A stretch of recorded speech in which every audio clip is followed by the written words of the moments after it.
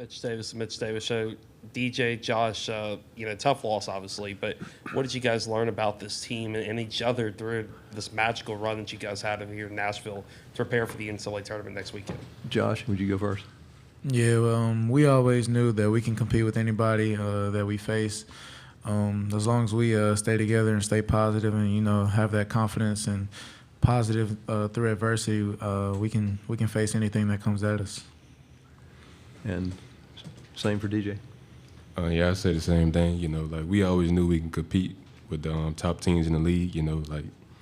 We just came up short today. It hurt, but we got all the momentum we need to go in the tournament next week. Try to make a run again. We just gotta regroup again. But this loss hurt because we want to be in the championship, but we just gotta move on and regroup. Okay, let's come to the front row right here. We'll go 1, 2, 3.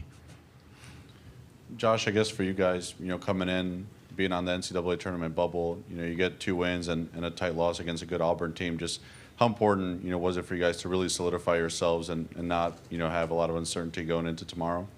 Yeah, it was definitely important. We had 2 good wins, that helped us for the NCAA tournament. But we was more focused on this tournament as well at the same time. And, we had a great opportunity again today, just came up short. Robbie Falk with Maroon and White Daily and Starkville Daily News. DJ, you mentioned yesterday how you hadn't made it to the semifinals during your time here. Playing that 3rd game in 3 days, how difficult was that on your body? Did you feel it? What was kind of the feel of the team, you think? Of course you're going to have fatigue. It's a 3rd game in 3 days, but, the adrenaline kicks in. It just, going out there and competing, getting lost and competing, it just keeps you going, but I wouldn't use that as an excuse for the reason why, we came up short, but, DJ, what do you think was kind of the difference in the second half that allowed Auburn to secure this one this afternoon? I would say we lost our composure, especially myself. I allowed number 10 to get in my head, and a lot of us did, and I feel like we would have kept our composure, we would have been fine. It would be probably a different result, so that's what I would say. Let's go second row, far right. DJ, it's a little bit more rare to see a player stay at a school as long as you have now. What will it mean to you to potentially get to play in the NCAA tournament again and give it one more shot with Mississippi State? It'll mean everything in the world. This is my 2nd time in a row, and especially my first couple years in college. I went to the NIT, so, it's special ending my college career out the way that I want to end it off. Hopefully we can make a deep run. Okay, let's go on the front row in the end. Josh, it seemed kind of similar to the last meeting with Auburn. They really were able to limit you in the first half, and then you got going down the stretch there. What was Auburn doing to really key on you, and then how were you able to find those openings and get some good shots later on in the game? Yeah, I wasn't as productive, the first half. Got it going the second half, but they just denied me a lot.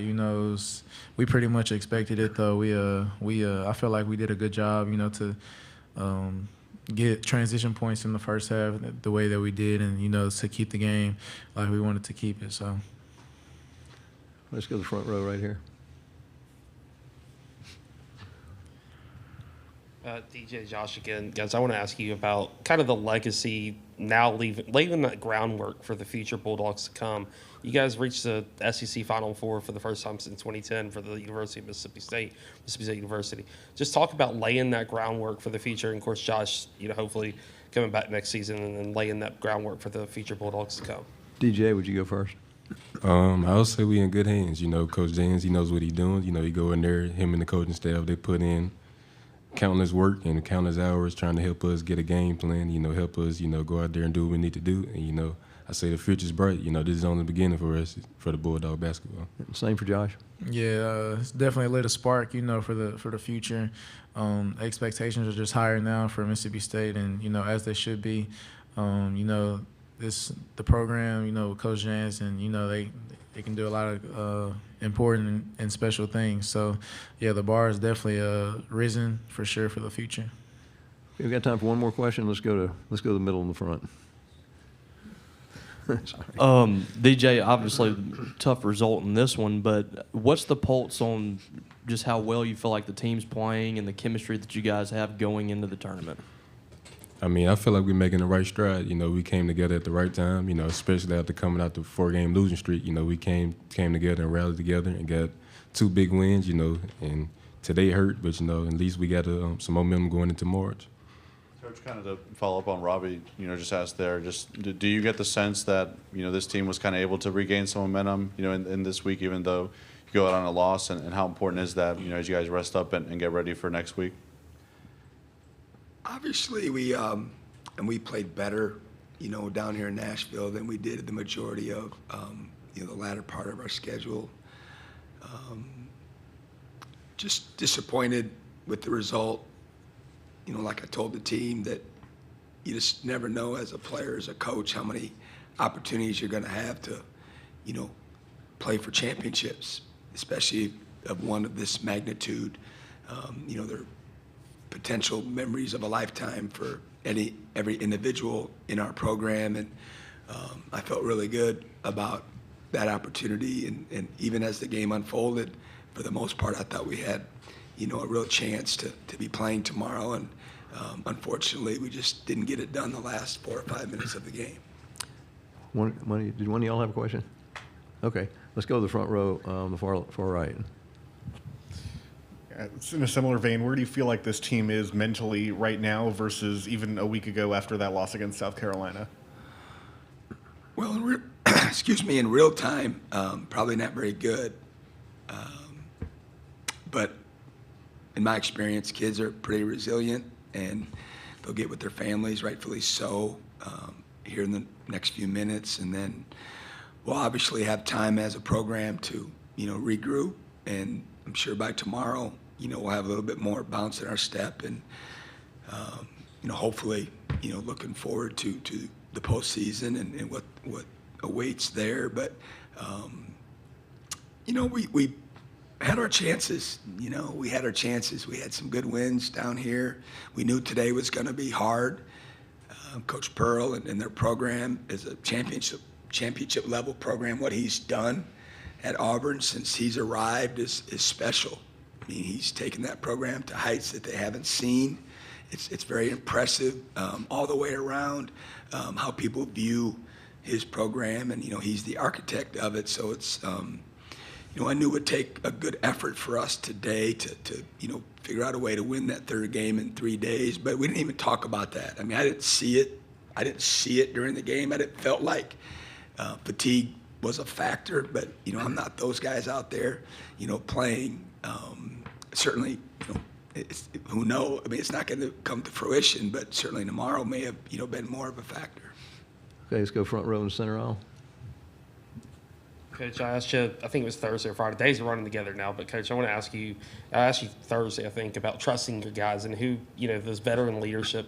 Coach, what have you learned about your Mississippi State Bulldogs over the last 2 or 3 days that you can take forward, not only for the NCAA tournament, but also for the future of Mississippi State basketball? I don't know if I learned anything new. Obviously, we've been together since June for this particular team, and then a bunch of the guys have been here for 2 seasons now. So we got a pretty good pulse of, you know, who we are as individuals and who we are as, you know, a program. And but what I come out of this tournament feeling and knowing is that, you know, they have a competitive personality to them that's high level. They competed. You know, I told them in the locker room, we didn't lose this game because of your lack of want to or effort. You know, we talked repeatedly about leaving everything on the floor, and we did that. You know, we just had some things, you know, throughout the game. You know, we didn't make our free throws, and you're trying to, you know, win a championship. More than likely, when you're playing against high-level teams, that'll come back to haunt you, and they did. You know, they made theirs, and then we just didn't take advantage of all the second chance opportunities, you know, that we had. We had a bunch of them, and a lot of it, you know, credit goes to them. You know, that they're so big and physical around the basket. They make it hard on you to, you know, stick putbacks in there. It sounds easy enough for me and most of you, but when you're out there with that kind of size and athleticism, and obviously the game is very physical, it's hard sometimes to do that. So, like I said, I'm proud of our guys. Probably not many people, predicted us to have a chance, to play for a championship, to be in the semifinals. But like I said earlier, when you get these opportunities, you got to take advantage of them. Other questions? All right, let's go to the front row left. Coach, you just had, DJ talking about, what you guys have been able to build at this point, and Josh talking about kind of the future of this program. What does it mean to you, I guess, to have, veteran player, young player both, show that the players are really buying into what you and the staff are trying to do? I mean, what are they going to say? I'm standing right next to them. They still got games to play, and what I've learned is kids will do whatever they got to do to make sure they get in the game. So hopefully, it was the truth. But, yeah, we got great kids, and excited to be their coach. Okay, did you have a question on the second row? Okay, yeah, second row.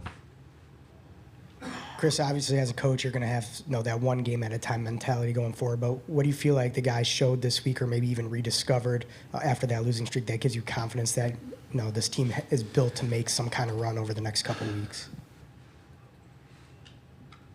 People talk about our defense, and I cringe a little bit this season because from where I sit, I didn't think it was quite the level that we wanted, or that even last year, and certainly like we talked about the last time I was in here, some of the rule changes have made it more difficult, et cetera.